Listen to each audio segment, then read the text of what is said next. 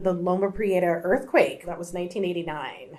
Most of us had never been through an earthquake before, so that was definitely a moment where you gel with your group of friends. First time in my life did I feel mortal. The thing that I also remember about the earthquake is that this is fall quarter, so pretty new. It's like the people from the East Coast, especially like the freshmen, it's like, oh wow, this is what a California earthquake feels like. Those of us who grew up in California who've been through earthquakes are like, oh my God, this is the big one. It was like so much more powerful than anything we had ever experienced. I just left the quad and thought it was an aeroplane in distress.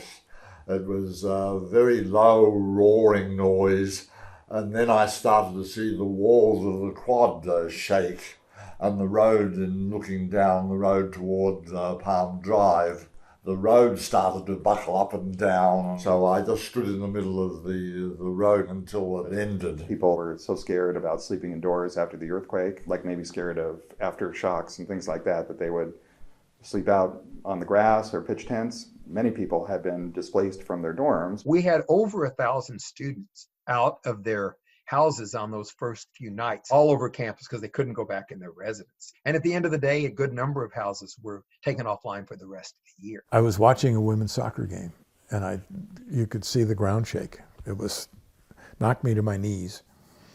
And we had some injuries in the pool. Some of the swimmers got washed up on the deck.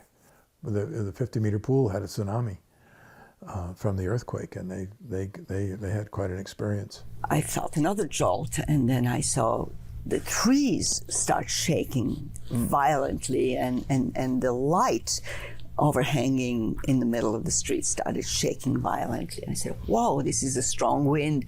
Still not realizing that it was an earthquake, I pulled my window down, and there was not even a breeze, and then it finally dawned on me. I said, wow, this was a big earthquake. And just as I'm thinking that, there's another aftershock. And at that point, what was really interesting to see was there were 3 rows of cars stopped across from us, and there were the 3 rows of cars on my side. And I could literally see the cars go up and down and across as the wave was coming across. It was absolutely fascinating. We walked out of the building and there was like dust in the arcades and hanging in the air because of mortar. Literally dust on the buildings had gotten shaken off of the buildings, and it was just kind of sparkling in the sunlight in the late afternoon. I remember walking into the main quad because I was curious to see if any of the other buildings, frankly, had collapsed. And I looked up at Green Library, and there's a crack that ran from the one window all the way through the wall down past another window in the corner of the building. And I remember that as saying, oh my.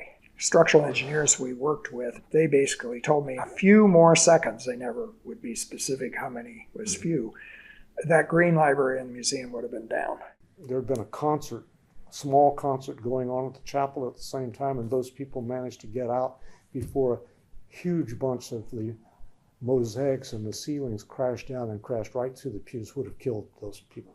So it was a very dangerous situation. So all the students were paired with facility representatives, and we all spent the next 2 days going from one building to the next building to the next. We focused first on all the large auditoria. There were people who went to the dormitories, and we had to figure out which buildings were usable, which buildings had to be closed down. If you remember, we resumed classes within 2 days after the earthquake. Before the end of the day, President Donald Kennedy, with whom I had formed a friendship after I took the job, called me in the evening. He said, do you remember when we were working out your deal to come to Stanford, you commented that the one thing you hoped you would not be asked to do ever was raise money? I'm canceling that part of your contract. You're now going to raise money. Rebuilding Memorial Church was completely fascinating.